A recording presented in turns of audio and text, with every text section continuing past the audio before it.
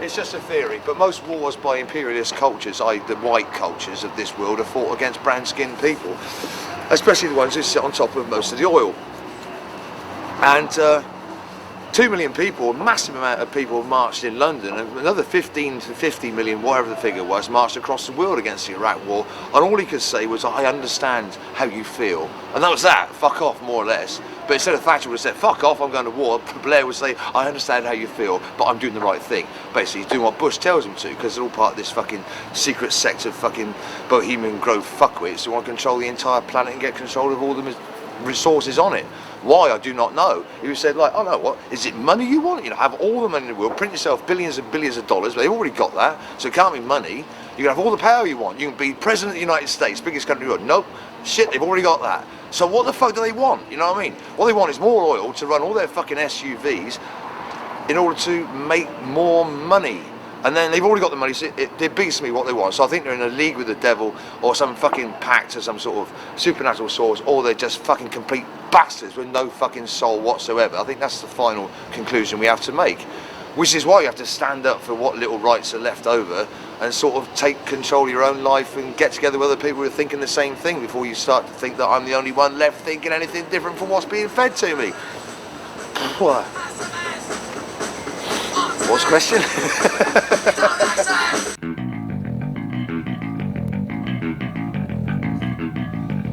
No, I don't believe in Jesus Christ. My mother died of cancer when I was 5. No, I don't believe in religion. I was forced to go to church. I wasn't told why.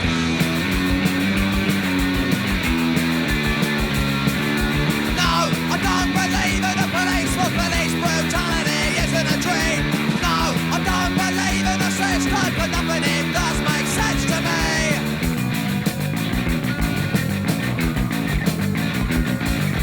Don't worry, you'll get over it, you'll grow up, you'll calm down. Another youth, another fashion, you'll get over it, you'll calm down. You don't really mean what you say, you've had too much to drink. Don't be so full of hatred, it's not as bad as you think. No, I don't believe in what you say, you're just part of what I despise. Yes, you're part of the fucking system, I ain't blind, I can see your lies. Cause the system thrives on ignorance, what the public don't know, they can't reject. In the face of you all, I stand defiant, the rest of the people, they wanna forget.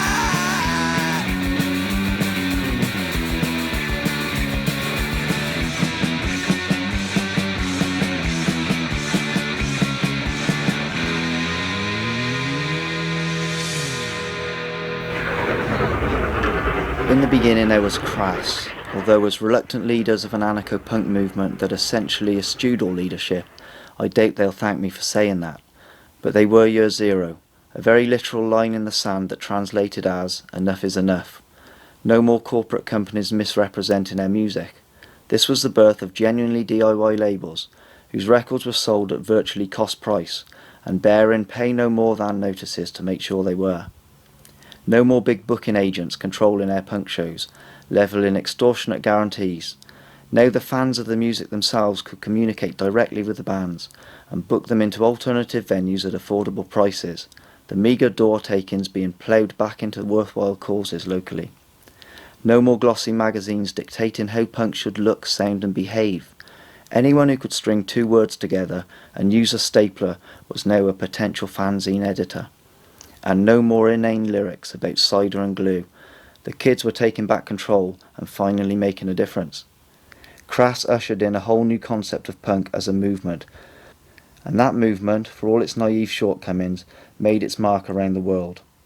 Fueled by the very real evils of Thatcherism, economic depression and the nuclear threat that hung over the UK like a funeral pall, anarcho-punk kick-started the mindset of a generation that would ultimately make serious headway in the struggle for human and animal rights. 1984 came and went, and the world didn't go up in smoke, but the hopes and fears of these bands mean as much today, if not more in many ways, as they did back then. Crass and what they represent are attacked politically from all sides. The right see them simply as criminals out to destroy the existing structures of society. The left see them as hopeless utopians, deviationists, nearer to a bunch of bandits. As for the authorities, they don't like anarchists in general because they're unpredictable. You can never tell how they're going to react to a given political situation. Safe so long as their aggression expresses itself in music, for example. Dangerous if they decide on some kind of direct action against authority.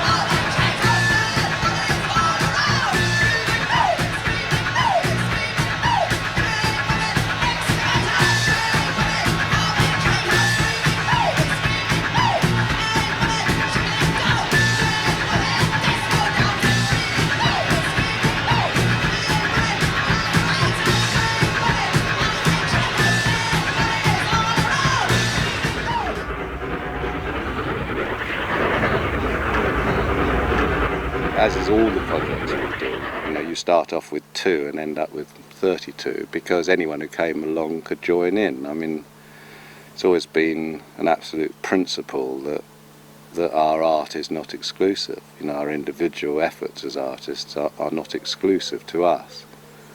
You know, that if someone comes along and says, wow, I can do that, or I'd like to do that, then the response is, we'll do it then, you know, and so that's how Crass came about. It didn't come about by any formal idea. Half of us couldn't play a fucking thing anyway, you know, and weren't interested in playing a thing. We were just interested in being together and sharing ideas.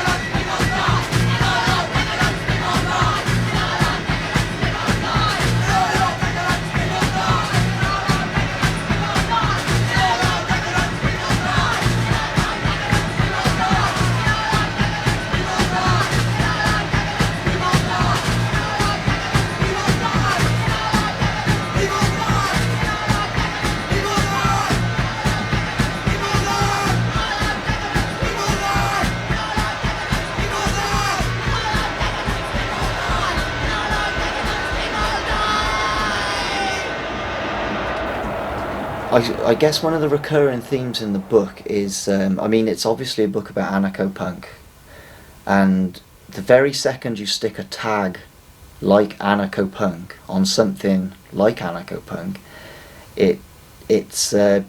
becomes a redundant concept, because the whole idea behind sort of anarchic punk was that it didn't want to be tagged, pigeonholed, you know, and controlled in that manner. And as soon as the media grasped it and could lay claim to it, it lost some of its power. So it wanted to shirk off these labels.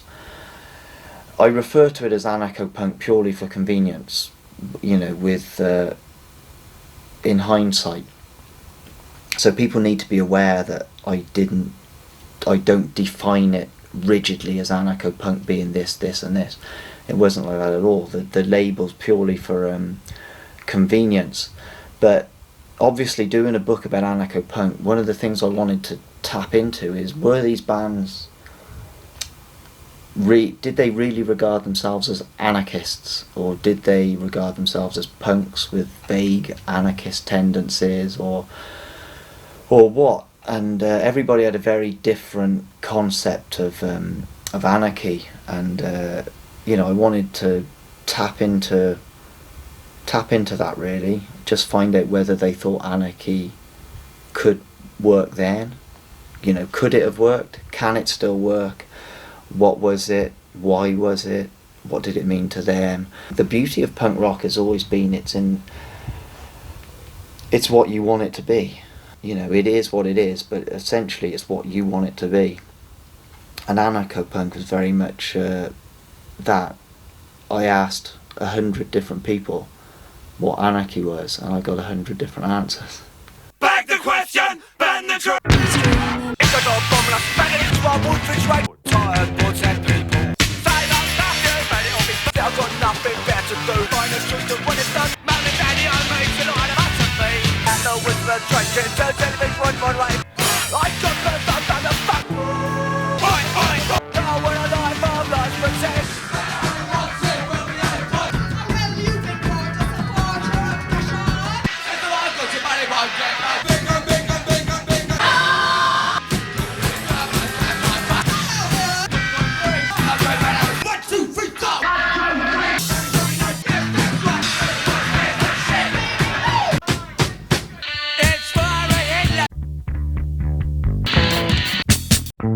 They sell us love as divinity. A slave to that trilogy. I don't see Crass as being anything different to anything that's happened out of this place, you know, over the last 40 years. It was probably one of the most publicly acknowledged projects that we ever were involved in. But I certainly don't see it as any more important than the innumerable projects that came out of the house both prior to it and after it. I don't see, I mean, to me, it wasn't an important part of my life. It was just an extension of my life, as my life now is an extension of it. The fact that we sold lots of records and lots of people were interested, you know, was really of no consequence in terms of, you know, the artistic and political programme. You know, we were doing what we've always done from here, and that's trying to live our own lives and live them honestly. I think an important thing about anarcho-punk is it wasn't about one band or 10 bands. It wasn't about one label. It was about a national underground fabric of all these bands. It was the bands in the far-flung places like Psychofaction from Cleator Moor in Cumbria. I mean, never released or recorded anything, but I mean, you could argue they are as important a part of the scene as Crass. I mean, they enabled Crass to play in the Northwest. You know, they pulled all the punks together in that area. You know, that was what made the anarcho-punk scene tick, I think. It was all the bands toiling in all the little towns around the countryside. It wasn't a London-centric scene at all. Although by virtue of the density of population in London, you had more bands spring up there than anywhere else. But I mean, we had very potent anarcho-punk bands spring up within 5 miles of where I live, who played like 3 gigs and never recorded a demo, but still managed to burn themselves into, you know, into my memory and the memories of hundreds of people who attended their gigs.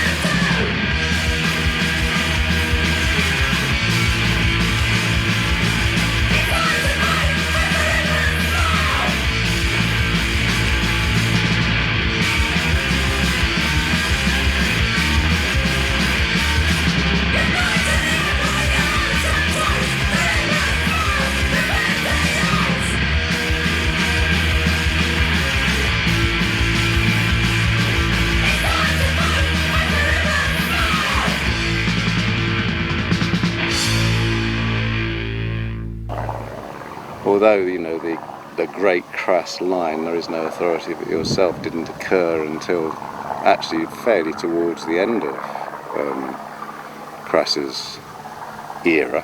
You know, that's always been the fundamental in this place. There's no authority but yourself, you know. Come in. We were starting to do gigs with Crass. Kevin then left, and the drummer left.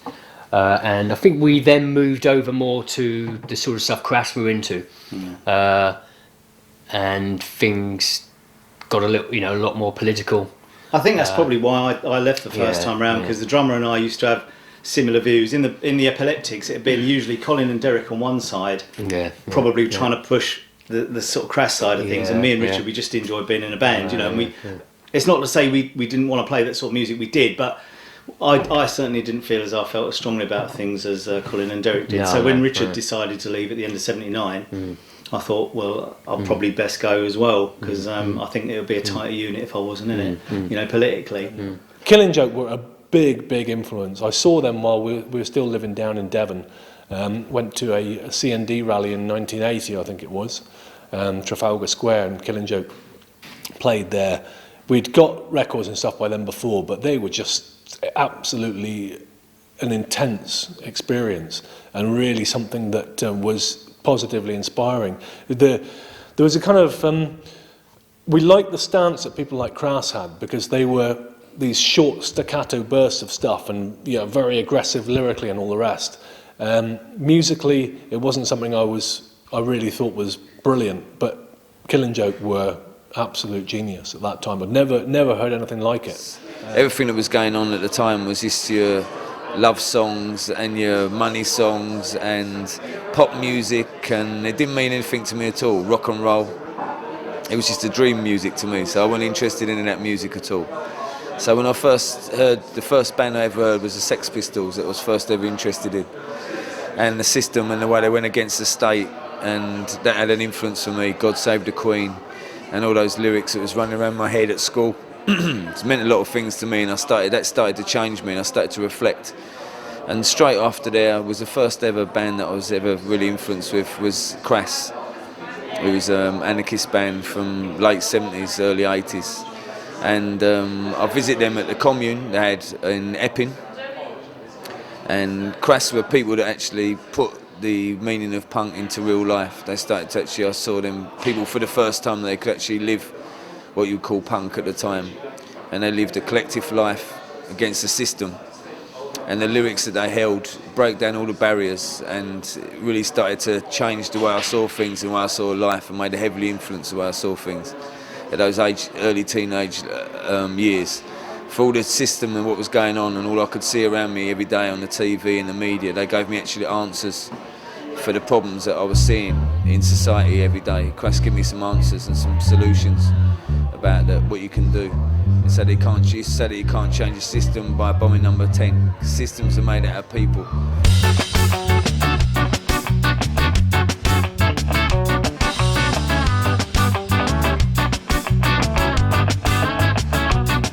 When I kick at your front door, how you gonna come? With your hands on your head or on the trigger of your gun? When the law breaks in, how you gonna go? Drop down on the pavement or waiting in death row? You can crush us, you can bruise us, but you'll have to answer to.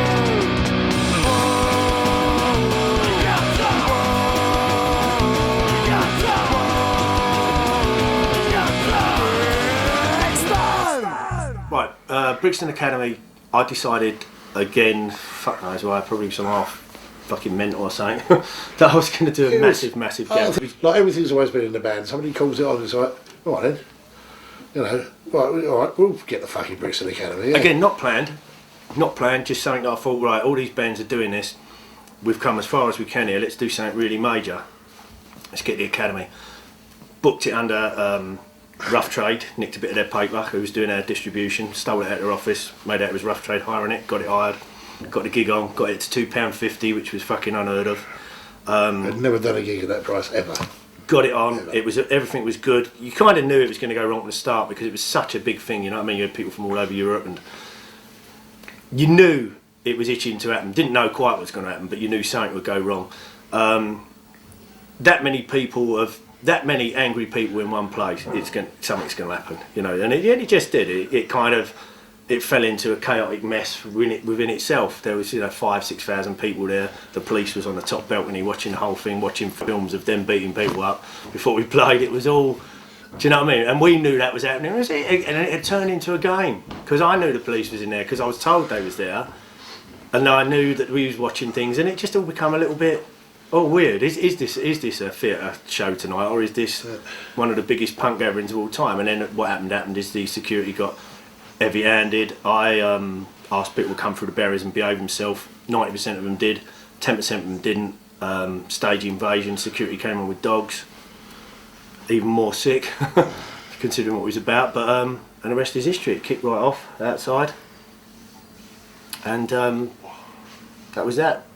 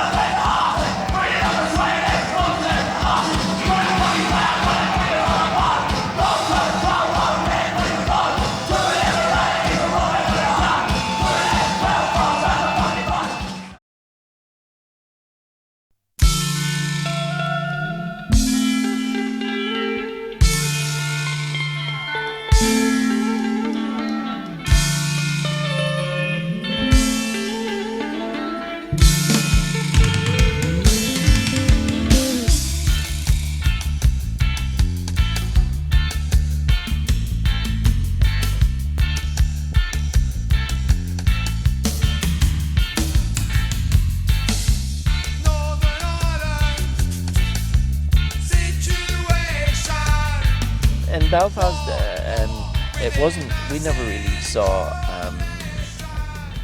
anarcho punk. We never defined it as that. It was kind of anarchism, and punk was just a kind of cultural process attached to it.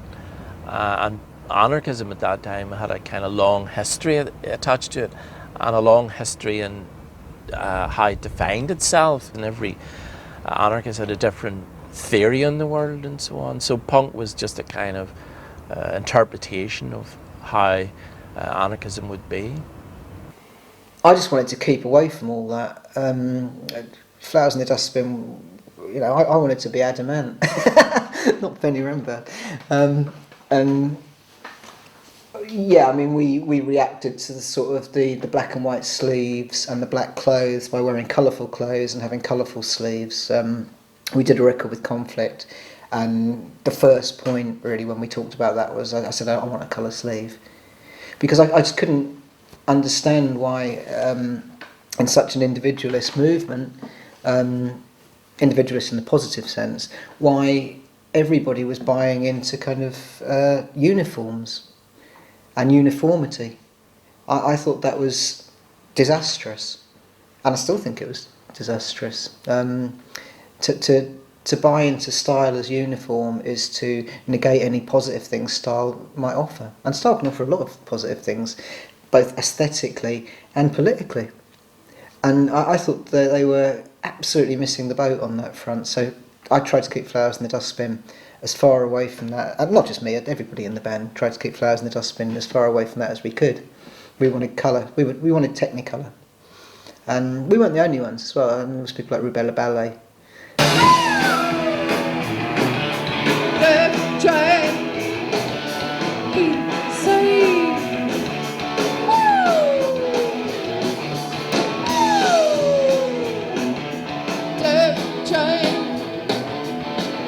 It was about the clothes at the beginning, and then it was about places to go where we looked like that, and then it was about the music.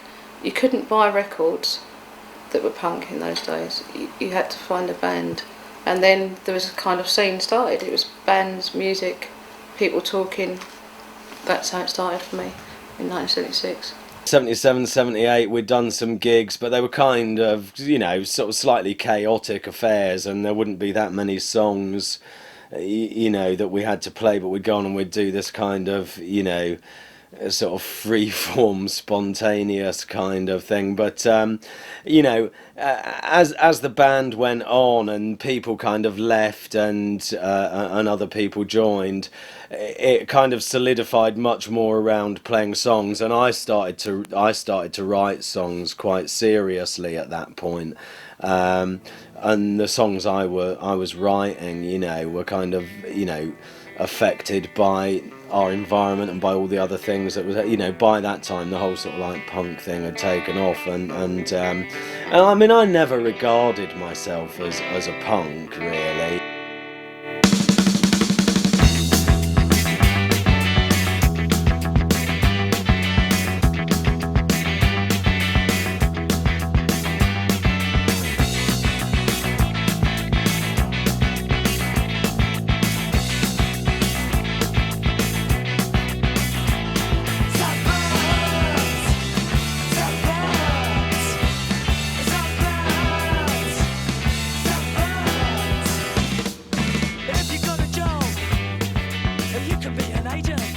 We tried really hard to take the whatever the rules were with this thing and how you were sort of expected to do things.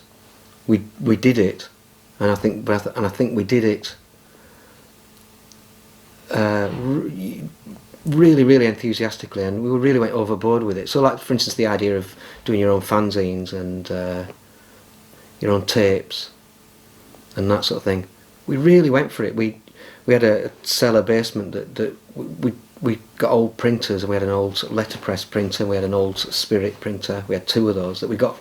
Both the Spirit printers we got from Skips, because at the time people were throwing them away at the university, and with this letterpress printer, and we desperately made books and magazines and research things, and did loads of stuff that we had a pot of money. Anyone's money that they got from part-time jobs or from the door all went together. There was nobody had individual money, and we really took the whole ethos to, you know, to the point where we thought, let's really do this properly, and then from this money we'd pay for all this stuff to get printed and all, you know, the paper. We'd have big production lines of people stapling things, and it was a big cottage industry, and whether we were involved in stuff that was local, you know, going out in local political things, or to do with the band where, you know, we'd play gigs. Almost every gig we had booklets that we just gave away free that had lyrics in, or tried to explain some of the songs, and we really wanted to do it properly, and we were totally into it. And I think that it was a fantastic thing, you know, and I think that I loved it how we went to Bristol really early on and played a squat gig in an old church with who was it with? The Meebics and I mean Concrete Socks, I can't remember. And it was their sort of fledgling Bristol scene, and we'd sort of gone down from Leeds with our van and all our leaflets and everything, and they thought we were complete weirdos. But we felt, this is great, you know, these people are just sort of, you know, there's so much, they're just loud, dirty, squatty punks, you know, and they're fantastic, and we loved it. And we were totally part of it, but we didn't look like them. You know, we were, you know, there were always lots of women involved in what we do, and we didn't wear all that clothing all the time, and our stage show was always a bit off kilter. But we desperately wanted to be part of that thing. We didn't want to be set apart just because we played slightly different kind of music or looked a bit different.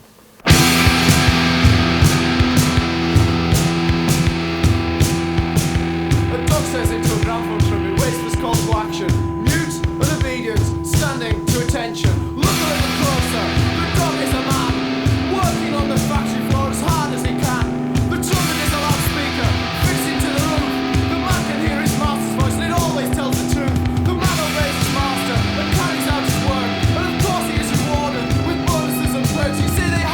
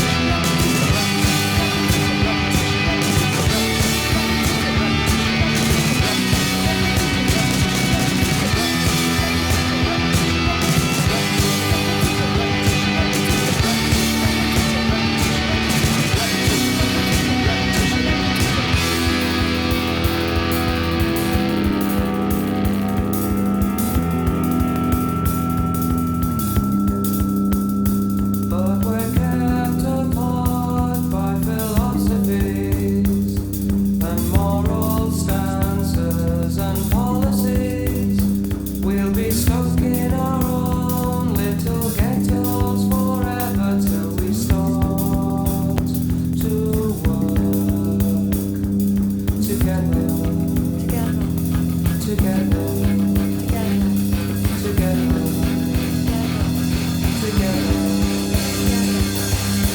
in the open, or together in our little heaven, fighting for total change, or working for concessions. Do we take what is ours, or ask that it be given? Are we stealing it together, or asking for permission? Even though we disagree, we share a common enemy. Our message may not be the same, but together we can break change. Different things, common ground, in between. Tossing back in time, walking like the stars are touching back. Even though we disagree, we share a common enemy. Our message may not be the same, but together we can break change. Different things, common ground, in between. Tossing back in time, walking like the stars are touching back.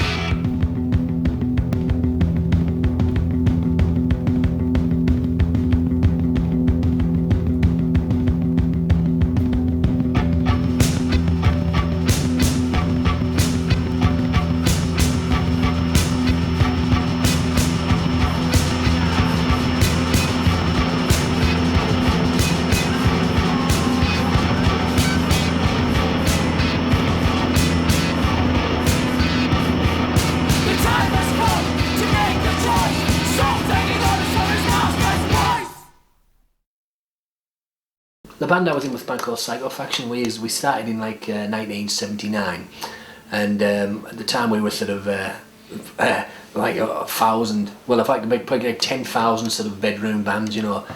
We had like 1 2-string guitar between about 5 of us, and very much like the lyrics of the Clash, Garageland, you know. 10 guitar players, 1 guitar, a bit like that. You know, we had lots of members but no equipment. And oddly enough, we survived for 5 years. We survived without any equipment whatsoever. You know, and that was always my regret. The fact that we had loads of interest in us, made loads of interest because, you know, our sort of claim to fame is that we actually appeared on the Christ the album sort of booklet. They listed like 6 bands, cross-listed 6 bands who they'd thanked for shared gigs, and we were one of the bands, and we became enigmatic, and it's like, I can still see it now, people think, oh, this fucking band or anything else. Every time I hear a plan overhead, I think if the atom on a food day.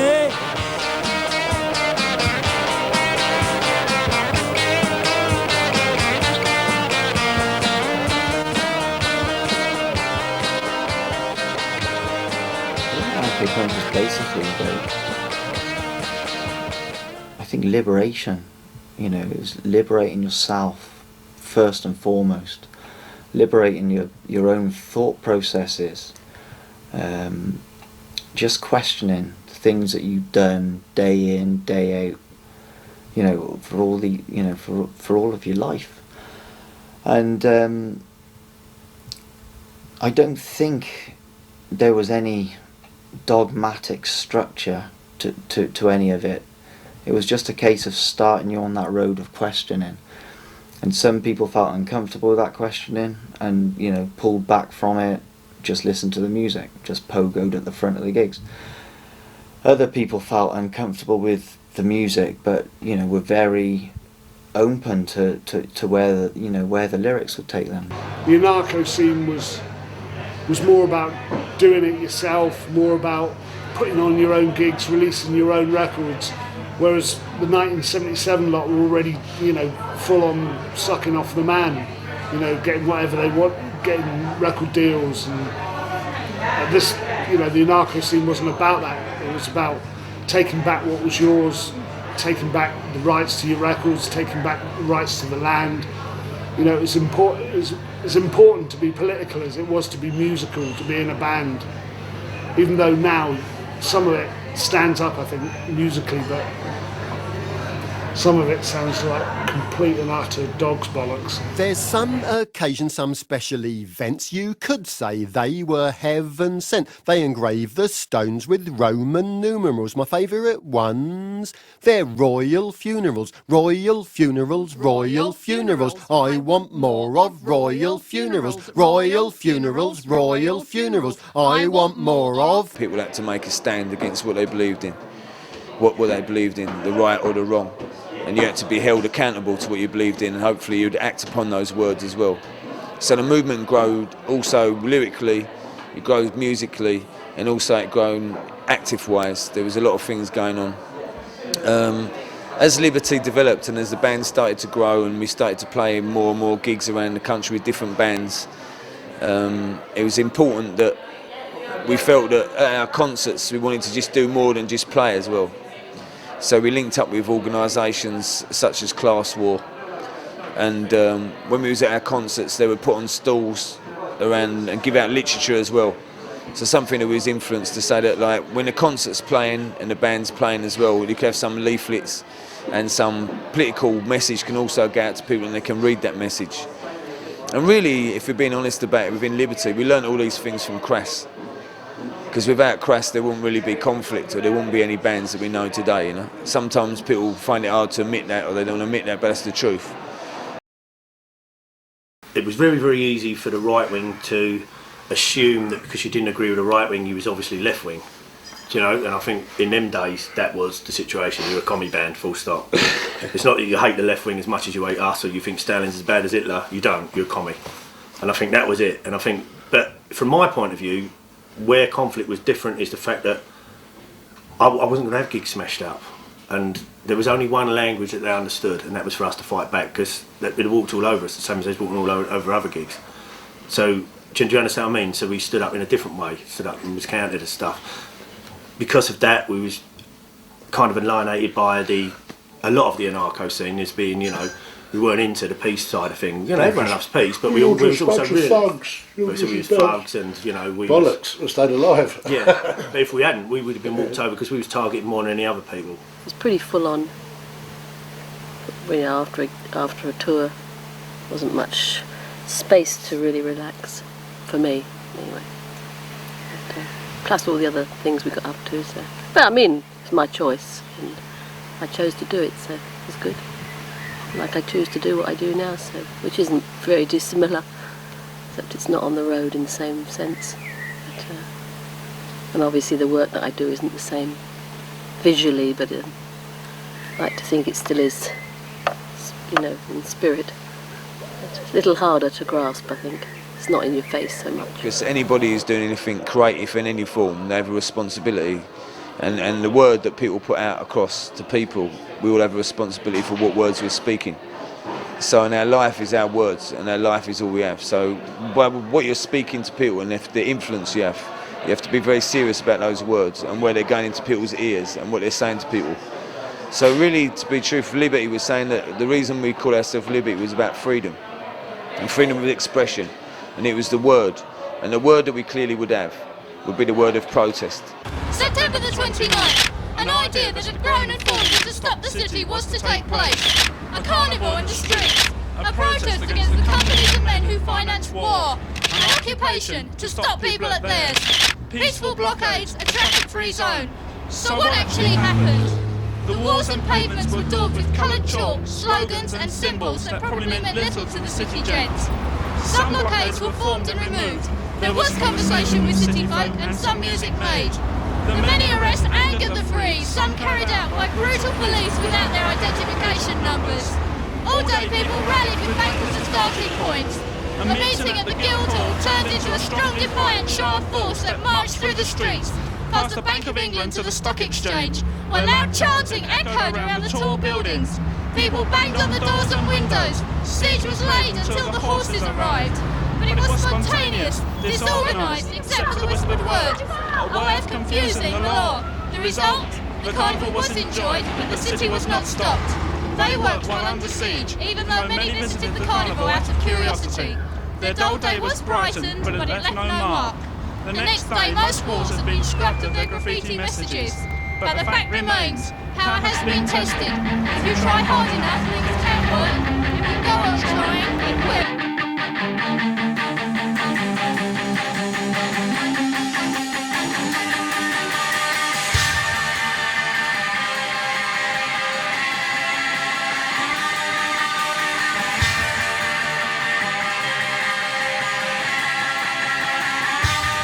Never mind the bullshit, it's the facts. Second out for the same old songs, right back against the system that's cool and wrong. Get another better round against the wall of power. Blasphemous attack to blow the leaders cover. It's a message from those who won't take no more. I'm seeing a privileged profit from the bar. Of the scientists, piss they call research. It's on whisker and should be bad. Well, bodies to the wall, keep smashing at the wall. Put the pressure on, and government will fall. But it takes more than music and more than words. Three grand nations controlled by hordes. Police, army and funnels royals, and everyone waiting for the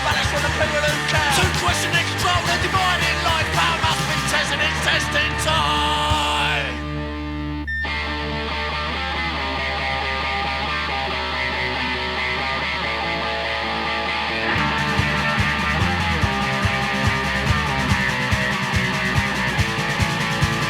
Power must be tested, we were there time and time again. But no matter how much pain and protest, nothing seems to change.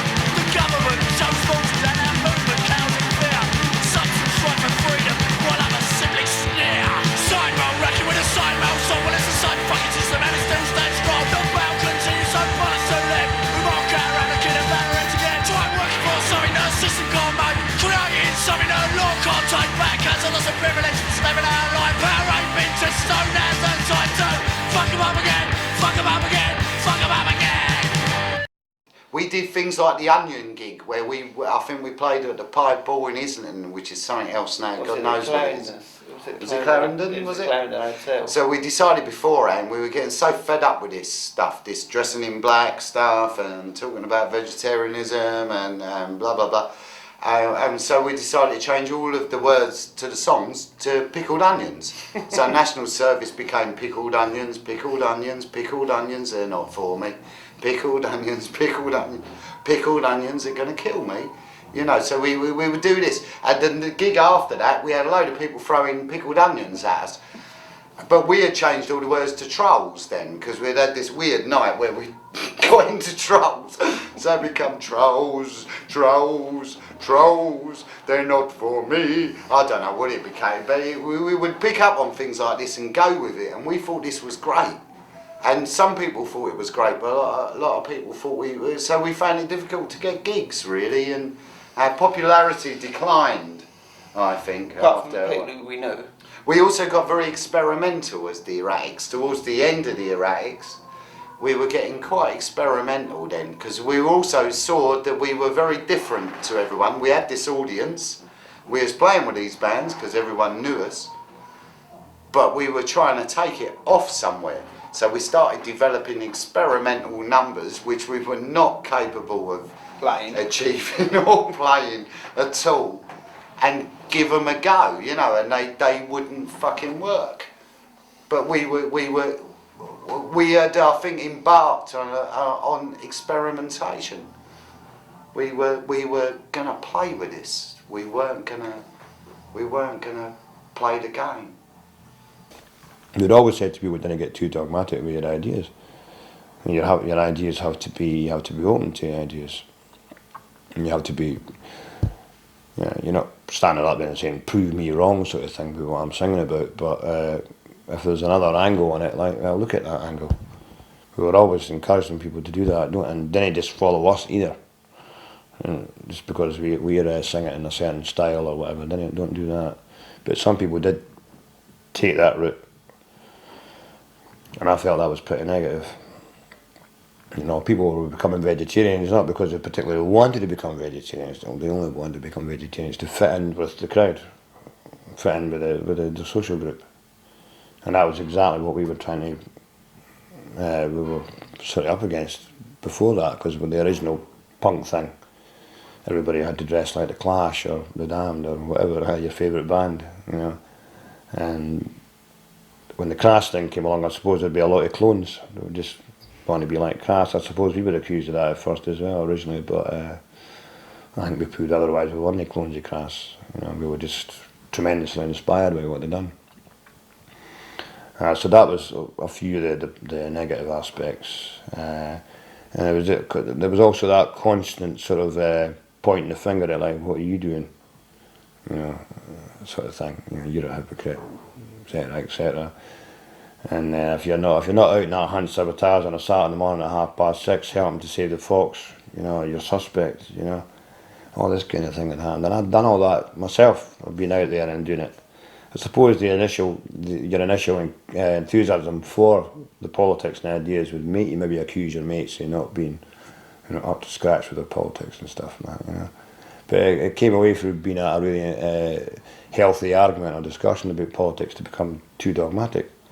So I felt that was really negative. That was one of the reasons why I thought we should finish the band, really, and move on to other things. But the positives things that happened at that time are far outweigh all the negative stuff. Like.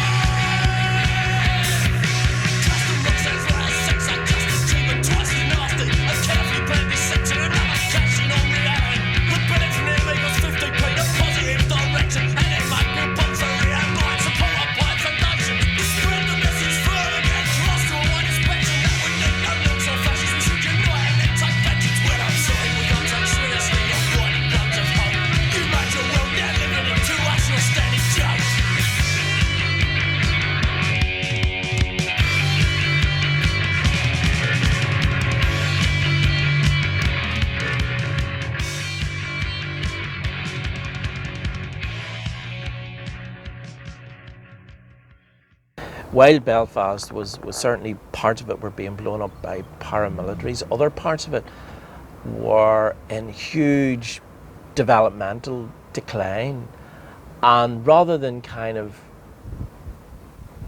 as it were, regenerate or redevelop working class communities gradually, what they'd done was they simply wiped them out from the map, and relocated all those communities in suburban and rural areas. And also they had, which made a big difference to people in Belfast at that time, was they decided, in line with a lot of other cities, that roads were more important to people. So they put a road, the ring road, right through Belfast, which cut these traditional communities in half and decimated them. So I wrote about all these sorts of things, about how planners didn't give a damn about working class people, how their housing was appalling, how they were being shifted around the place. He's fucked all good to say about anybody. He's fucked all good to say about anybody. He's fucked all good to say about anybody. He's fucked all good to say about anybody. The sort of shite who hates giving to charity, believing it only clears up the state's mess, but gives anyway. The sort of creep who knows that kicking around with the RUC won't matter a damn. They're out there to get you in. Nice day, officer. The sort of silly idiot who believes that free beats anything any planner can dream up. A professional whinger who disgorges apocalyptic rhetoric. The world is about to end. You're all going to die. The ozone, the ozone. The sunny weather, it's lasting too long. A disruptor who, when local residents are about to reach accommodation with orange marchers, erupts. No passeran! No passeran! I think it was one of the only places that I've been where I've actually seen how serious the situation is and how much hatred's involved with some people, and not fully understand why. Do you understand? I mean, I think I'd said a lot about the situation, but never fully understood it, if you know what I mean. The 70s were grim, mostly. The centre of town was fairly dead, completely dead. At night time there was nothing whatsoever until punk arrived, really. And even then it was still dead apart from the harp. The harp bar. The harp bar was the real. The harp bar was difficult because you had to go through the security gates, get harassed, searched. That was the least of my worries. I had to cross York Street, which when you came from the New Lodge was like crossing the fucking river or something like that, you know. You're just taking your life in your hands. This was like when the Shankill Butchers were still knocking about York come through the Street. centre of and Belfast to get down into, you know. He's from Belfast. West Belfast, he doesn't understand anything, you know, the People's Republic of West Belfast, you know. North Belfast was a completely different story. But anyhow, what were we talking about? Punk rock in Belfast. Punk rock in Belfast, yeah. Hard bar, we all met at the very beginning. That's where we met, It's hard. Again, politics comes into it, and although you know what you think's right, just by saying that, you become part of a political side with the Irish situation, I think, you know what I mean? Even though you know something's right, it became like that for me. I enjoyed it, and it was nice going there. It's probably one of the only times I've ever been very, very nervous of a situation, which alerted me to how bad a situation was there. For me, it just seemed like it was the same game, but with much more extreme rules. We aspired to run the centre on anarchist principles. We, you know, political talk, big P's, small p, whatever. We did talk politically a lot, and we aspired to. We were trying to create a kind of a new society, albeit within those walls. We did try to have equality, diversity, a kind of a welcome to everybody. But actually, you know, on reflection, it takes more than. I suppose now looking back, I think it takes more than an aspiration to do that. You've got to work out practical ways of setting that up, and that's where we faltered a bit. After Cross, personally speaking, as you know, I really get into songwriting and stuff and the style of the music that we started to do then after TC and Tull left. I was just totally influenced by the whole thing. Like, you know, it was like this idea of music can be a way of just communicating fairly radical ideas, stuff that, you know, even at the time for me when I was reading all the Cross lyrics and stuff like that, I was going, they're talking about something here that's impossible and something that can never happen. But, you know, I mean, the anarcho-punk thing is, for want of a better fucking term, I hate the term, but it was a way then of us going, okay, well, you know, rather than identifying, I said this before, but rather identifying with the King's Road idea of punk, you know, and the spiky hair and the boy clothing and sedationaries and the fucking cheesecloths. It was about identifying with ideas. I was part of the kind of kids at school who knew there was something wrong and didn't like the status quo and didn't like the situation and was getting into trouble in ways, you know, for arguing about stuff. But lots of other kind of kids thought they were like, you know, political kind of communists or, you know, radical liberals or something like that. And I also wasn't into any of that. And it was quite literally the kind of coming across Feeding the 5,000 by Crass, which gave me a notion that, anarchism, maybe that's not just about what the BBC News says, and that's kind of chaos. So I kind of went down to the local radical bookshop in Leicester and found the Freedom paper, found a paper called Extra, found a paper called Plain Logo from Belfast, I think it was. And that was it. From then on, I've been into kind of anarcho-punk. I'd worked my way around the trade, and I was working in my very first anarchist print shop, which is a print shop called Little A, based down in Wapping. And it was run by a guy called Chris Broad and someone called Charlotte Baggins and a few other people who were all part of this scene. So they'd set up an anarchist print shop so that they could get their stuff printed, basically, and publish their pamphlets and print Anarchy magazine. And I went there to work. But by that time, things were going, you know, things weren't going so well at Little A Press. And Chris and people like that had moved on, and had kind of, you know, were doing other things. So I was actually living down in southwest London at the time and commuting up to Wapping to East London to work. But I basically took on Anarchy magazine and started a new collective. And some punks and people like that, you know, what to me were kids. By this time I'm 23, 24, and these kids are coming along who got turned on to Anarchy by Crass and, you know, Crisis and bands and whatever, and, you know, were wanting to find out about Anarchy. So if they went out there to find out about Anarchy, sooner or later they'd come across Anarchy magazine. So that finished around 1984, 85. But there was loads of publishing going on. And it was, you know, there was always this kind of cultural anarchism and political anarchism going on at the same time, and clashing with each other.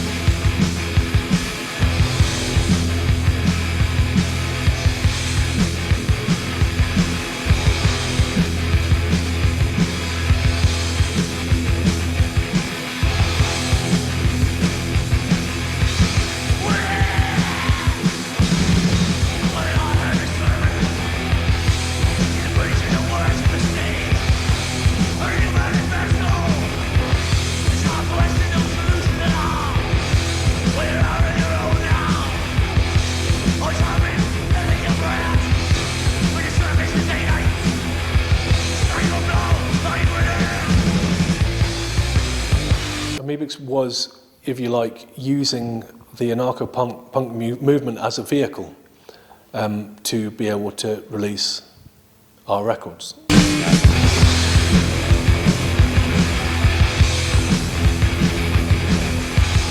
Some of our feelings at the time were certainly, originally inspired by people like Crass, and I think that we would have liked to have been politically motivated, but that was never really what was going on. We were always about something else. We were always about the underside, the flip side. We were always about the tunnels down inside of the music, where that leads.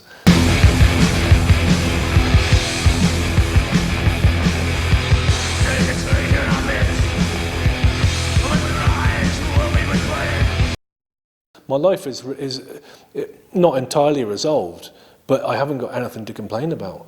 I look at the world around me and I think, there's a lot of wrong stuff. A lot of things go on that you want to be able to say, no, I don't agree with that with. But I think that the primary way that we change the world is through the relationships we have with other people. It's through our family, and it's through our friends. It's through the people that we know and how we communicate. Be good to one another. If you do that, then you have the essence of how to change the whole world, because enough people do that, and it's going to get around eventually.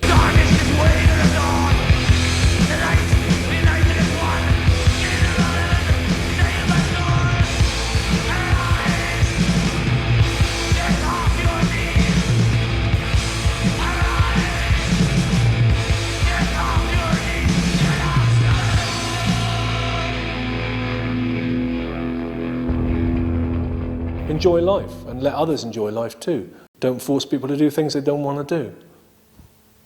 That's it, No gods, no masters. Daily Country Dive was just a collection of the best tracks we had at that point in time. I think what really marked it out was Nick Lance's artwork. He'd written me a letter asking for basic band information about the Subhumans. At the bottom of the letter was a tiny little 1-inch picture of a punk rocker's head done in this really fine pen artwork. It's like, wow, we needed a cover, we weren't artists. So I wrote back and said, can you do, this is for the Religious Wars EP, can you do a cover for this song for a 7-inch? Heard nothing back, but 3 weeks later it arrived in the post, fully formed. It was like, wow. So we asked him again to do the Daily Country Dive one. He spent a couple of months over that, and full-on cover. That kind of really put it in people's heads a lot more because of that. If it had bad artwork, maybe the whole thing would have gone differently. But the tunes are pretty good. We tried to link all the tunes together as much as possible, have them flowing one to the other to make it more non-stop and sort of connect it all together.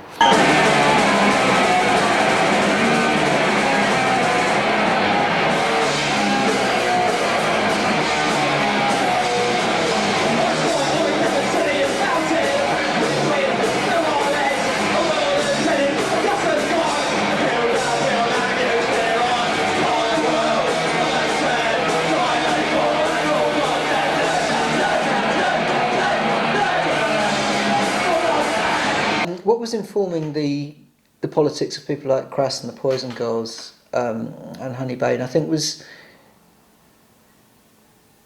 as far as I could see, was nothing more than just a genuine desire for punk to sort of not sell out, to not become power pop, to not become new wave, to not become another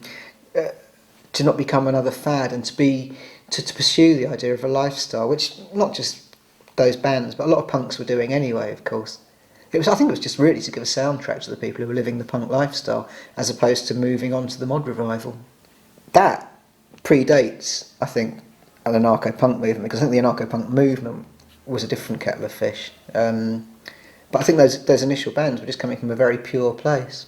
The whole reason Crass hung an Anarchy banner at their gigs was to get both the left and the right wings off their back. The reason they hung a peace banner at their gigs was to get rid of the anarchists off their back, the kind of let's blow up everybody anarchists. And it just kind of spiraled from there, really. I think the definitions of what became known as the anarcho-punk movement. I think when the anarcho-punk movement started, it was not an anarcho-punk movement. I think it was just a reaction to punk rock and the way it was going. I was one weekday afternoon, it was Steve Ignorant, and he's phoned me up. Gary, what's up? How you doing? And we'd met a few times. I've been to a lot of crash shows out of London, and because I've been out of London and that, they kind of see you on a regular basis. Me and Steve have swapped numbers, but never actually spoke to him outside a gig, I guess. Anyway, he phones me up and he says a lot of stuff going on behind the scenes, but basically they had a tour booked and they'd fallen out with the Poison Girls, or the Poison Girls didn't work. There was some animosity going on at the time which needed to be resolved. Anyway, the Poison Girls were not going to go on the tour and they needed a band, and I don't believe they'd actually seen us, but they'd heard about us and they knew we were a 5-piece and it wasn't all male, whereas say the Erratics, the Mob, everything was an all male band. We were not an all male band. We kind of stood up.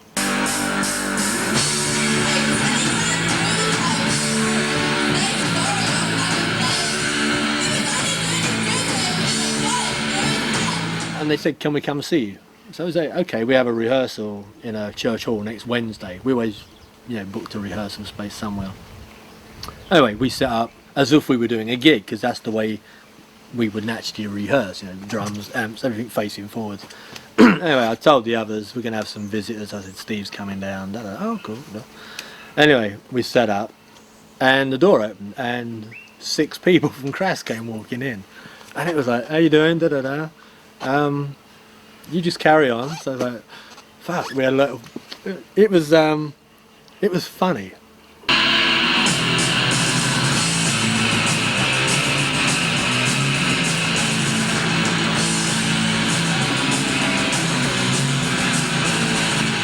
There's no way of describing it. It was just funny. Here we were rehearsing. It was a gig for 6 people, and they just sat there and they watched and they clapped like you do at a gig. And then we had like a beer break, a cigarette break, and we started talking.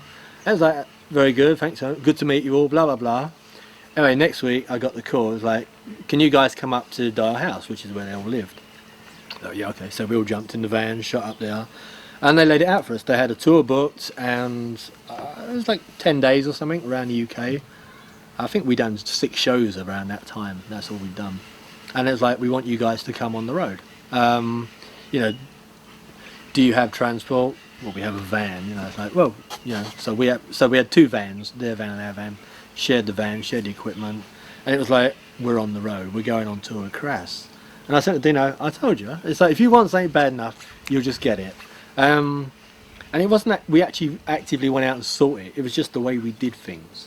We were positive about it, and we got our faces shown, and we didn't play the game. It was, we're going to create our own environment, and we did it. And that was it. Crass took us under their wing, if you like.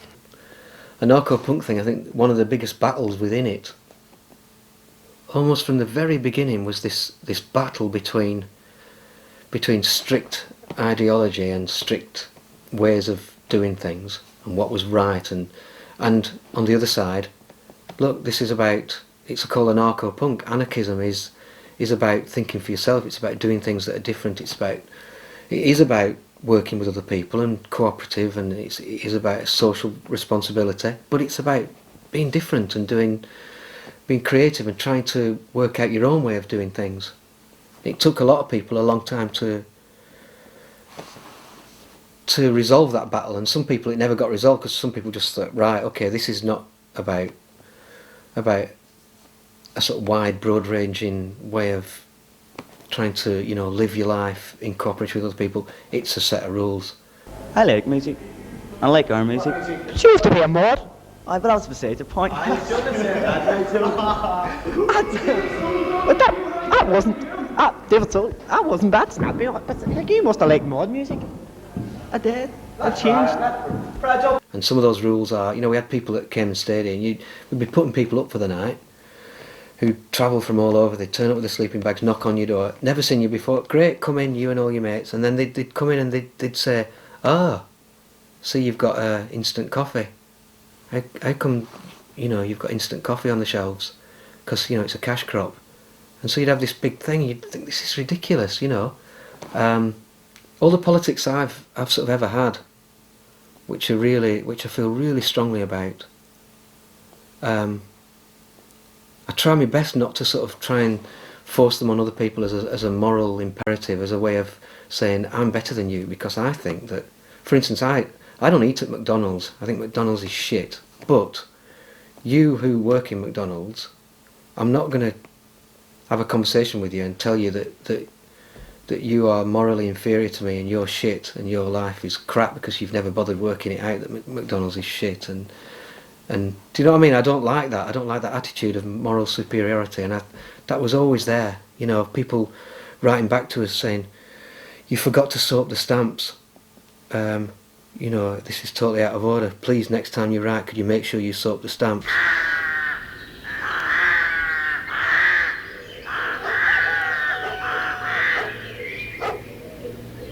Can you smell the new smell travelling through the air? Aye, I can, lad. It's a-coming from over there, over the hills, down in valley.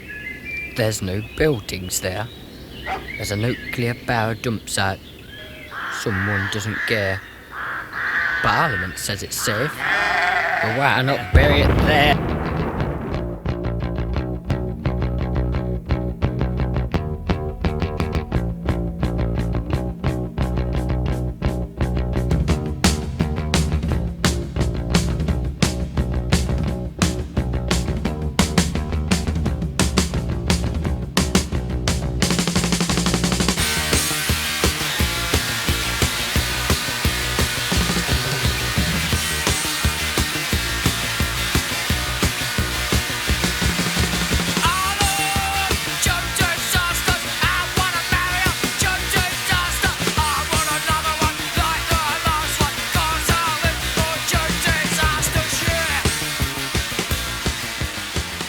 The great thing about New Smell is that the main song is Tube Disasters, which really, in a Tube way... Disaster? Is it? It is. It's called You see, everyone calls it Tube Disaster. Okay, It really Tube winds Disaster. me up. Well, we wrote that years before and had dropped it as an old Epileptic song. Yeah, well, I only realised recently that we did the Epileptics demo in March '79, and it wasn't even on that, because by that time we weren't playing it. It's become the classic. Yeah. But for me, that was written because we were living up in London.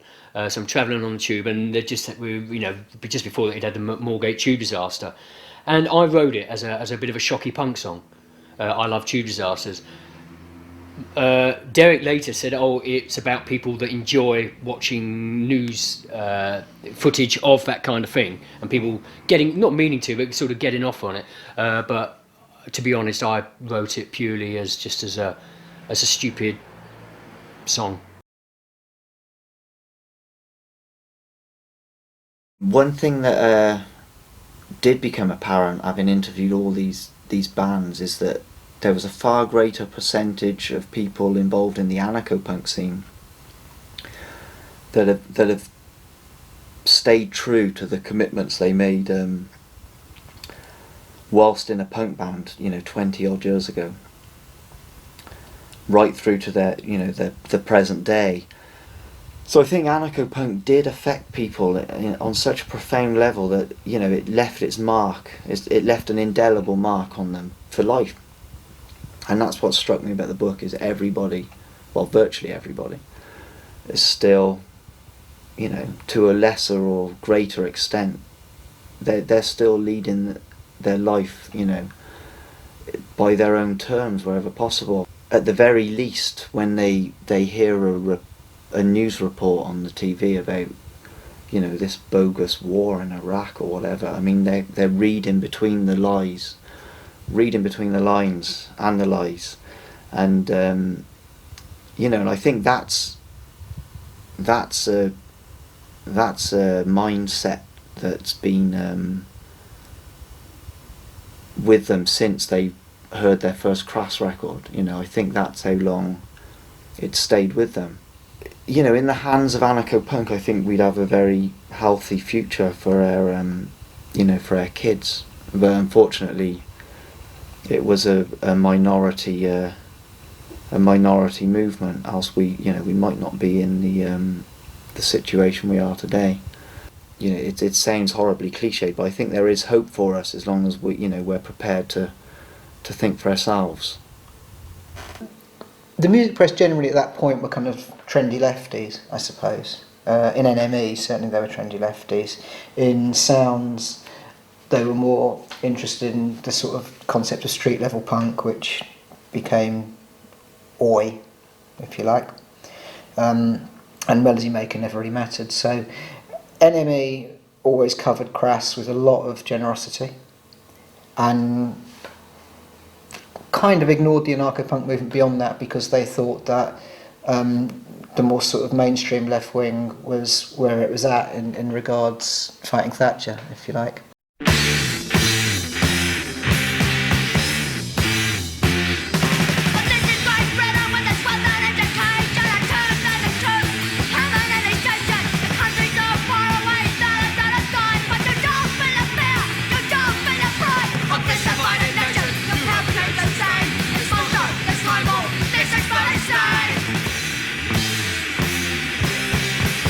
I do think that we were very seminal to the whole politicisation of punk, to making it into a serious cultural and political movement. But ultimately you can't create a movement out of yourself, So it's not as if people would say, oh well, you're just talking to the converted. Well, who fucking converted them? Firstly, they themselves converted. That some kid wakes up in the morning and doesn't like the fact that they've got to go to some dumbass school to be taught about Jesus Christ and algebra. There's something better in their life. So they skank off school and go down the record store and buy a Crass record and think, wow, yeah, this looks good, I'll do a bit of that. So it's not like we don't know what the fuck was going on with our records or what we were saying. It was the spirit of the people that made it possible, not us. All we did was act as a sort of catalyst. No, it wasn't, we weren't special. What was special was some fucking kid I can't be special. I had a very privileged background. I had a very comfortable upbringing. That's special enough, I'll always be, in that sense, comfortable, thanks very much. I don't have a fucking thing in my name, but I'm very comfortable about it. And that's to do with class. Well, that's nothing, is it? Anyone like me can do that, but some kid in Glasgow or some kid in Belfast who's got absolutely fuck all and has the courage to think, well, it could be a bit better, couldn't it? And then sees something which says, well, yeah, maybe it could be a bit better, maybe you could this, maybe you could that. And that's all we did, was just right, maybe you could this and maybe you could do that. And out of that, people found a life. Well, it was their courage, not ours. I mean, we were getting fucking paid for it. Not a lot, but... Well, everything we were saying and doing at that time is still relevant now. It always has been. Politically, you could almost see what we were saying in 1982, 83 all happening in the 20 years. The thing with Afghanistan, with the Gulf War, we were kind of warning people way back then that this would escalate. But nowadays it's just more technology to fight against. I think that what Crass had to say was still relevant in 2006, even more so. 30 years later, and I still can't walk out the house looking like this without someone, well, everybody would say something. It's not just about the way I look, it's about what I've got to say and what I do.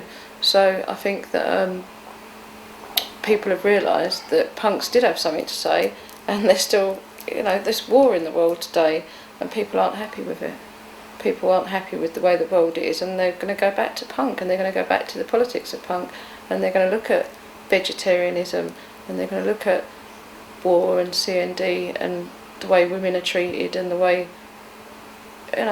violence in the world is perpetuated from animals right up to women, and then to other countries, and people are going to look at the environment again, and people are worried, and people will go back to being punks, and they're looking at the 80s anarcho scene because it actually did say something, but also it was repressed, of course. I mean, 80s what people don't understand is in the 80s all we had was John Peel, and we was lucky we had that. We took off on an old Erratics number which was our most experimental at the time, which we were incapable of playing, called the March of the Sods, isn't it? Yeah. Called the March of the Sods. And out of doing the erratic set again, we started doing this in a kind of psychedelic, kind of bluesy way.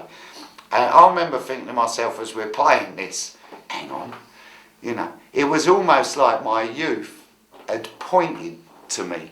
It couldn't do it then, but it had pointed to something. And we suddenly took off on it and said, let's do something with this number. Woohoo! We're in Rusty Rico's system of the dance. We're in Rusty Rico's system of the swords. We're in Rusty Rico's in a pretty shade of white. We're in Rusty Rico's running up the company. And a lot of that Anarcho music really, really means something to them.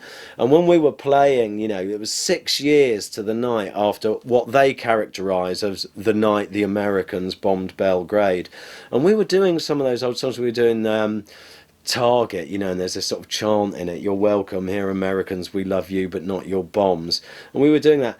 And, you know, and people were singing along with it. And it really meant something in that situation. It was really, you know, really pertinent to what was going on there. Because those places are fucked, you know, those places are really poor. You know, really suffering from what has gone on over there. And a lot of that Anarcho stuff, it really means something to them, you know, and they take a lot of inspiration from it, and they're starting to do their own thing and get their own bands together, their own gigs together, their own fanzines together, but more than that, you know, their own little kind of community organisations and, you know, little kind of autonomy centres and stuff. So, you know, it's all very underground, but, you know, you kind of depend on things like that. You know, there's a long history of kind of political music, you know, and sometimes it's kind of at the forefront and sometimes it's underground. The funny thing is, in a way, that in some ways nothing has changed, because, you know, from the political point of view, looking at the Houses of Parliament, you could say that things is very, very similar. You know, you've got a government in control, which is very much in control. I mean, okay, Labour is now losing their relative strength in terms of numbers, but for a long time they've been able to do what they want, and that's pretty much what Thatcher was able to do with a majority in the House of Parliament. And she was able to go to war without consulting the country, and without, you know, just, or shall we say, with fooling the country with lies and deception about the Belgrano, which we all knew, well, some of us knew at the time had to be a lie and was bound to be a lie. And, you know, guess what? A few years later, oh yeah, it was sailing away from the forces, but we sank it, and hey, then we went to war. Great. Well, they went to war against us, and guess what? You know, Blair did the same thing with Iraq and weapons of mass destruction and fooling the country, lying for the press, all that bullshit. You know, it's the same, and it always has been the same, and it always will be the same. And yes, they get better sometimes at disguising it, and sometimes, you know, it's so blatant, it's amazing that, you know, more people don't seem to wake up to it. But maybe people are just bored of, like, even thinking about the fact that they're probably being lied to. I think that's the biggest, you know, problem we've had for years now, has been apathy. You know, the George Orwell kind of concept, which we used to think, oh, 1984 is coming along. It's not really about slavery in terms of chains. It's all about slavery in terms of mental chains, and not actually being interested in thinking about breaking out or trying to, you know, make a change. It's about apathy. There's a fight to the death going on. It's a fight to the death between capital and the working class, and punk and anarchy and all these other things are just part of that fight to the death. We have to think globally. We have to think big, and this is serious.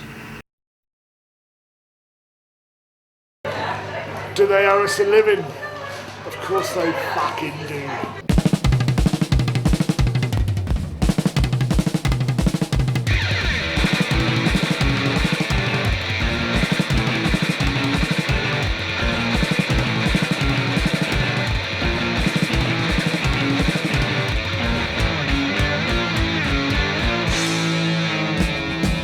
Silence is no reality.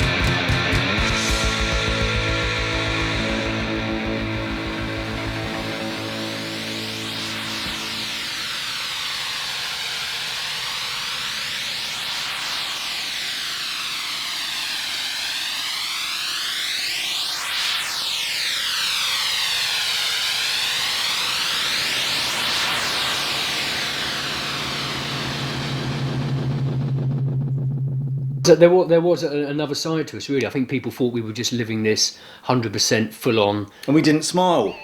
No, probably didn't. And we shouted. Yeah, you thought the more you shouted, the more angry you could be, the more persuasive power. Yeah. And I think now when people say, "Oh right, just done a Google search on Flux Pink Onions," I think, "Oh my god, all that's going to come is the fucking cunts treat us like pricks." And I think, "Oh, that wasn't my idea, honestly." And you think, "God almighty, oh well."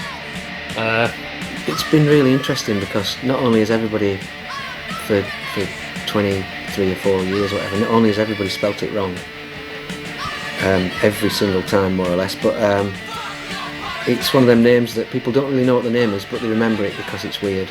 Like it's Jumbly Wumbly or something. Whereas I think if we'd have been called something a bit more normal, it might have disappeared.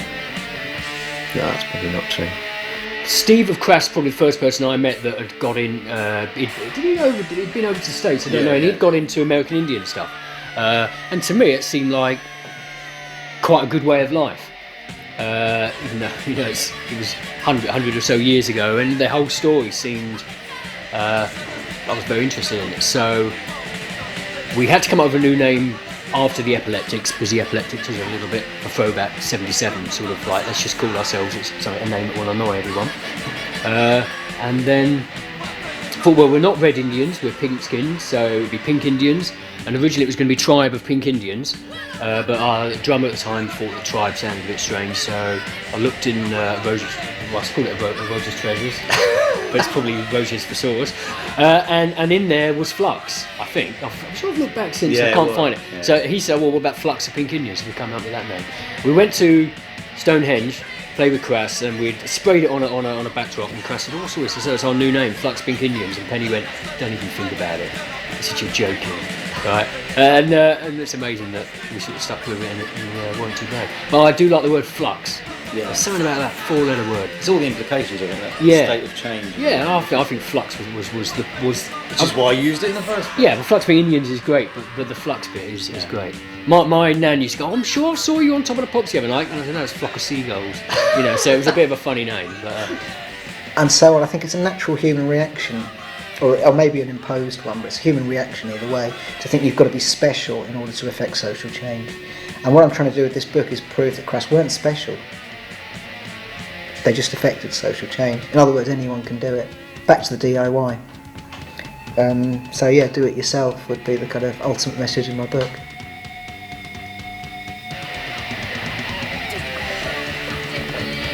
And get pissed destroyed.